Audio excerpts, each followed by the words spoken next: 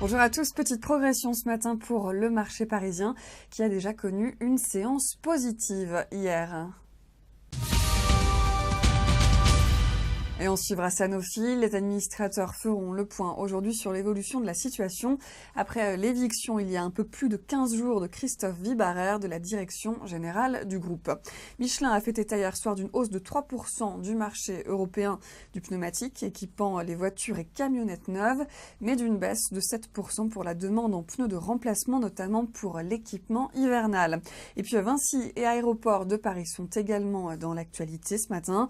Les 4 candidats à la privatisation de l'aéroport Toulouse-Blagnac ont été auditionnés par les actionnaires régionaux et qui ont désormais jusqu'à mercredi pour transmettre leur avis à l'État.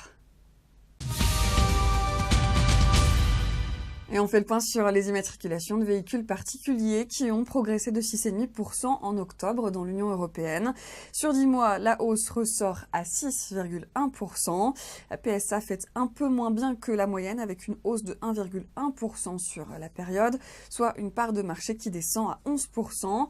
Renault affiche plus 10,5% au compteur, dont 6,5% pour la marque aux losanges elle-même et 25% pour Dacia.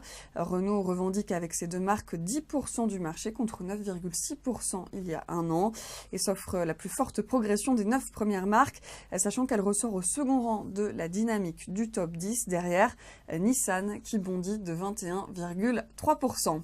Fin de ce flash, je vous retrouve tout à l'heure à midi.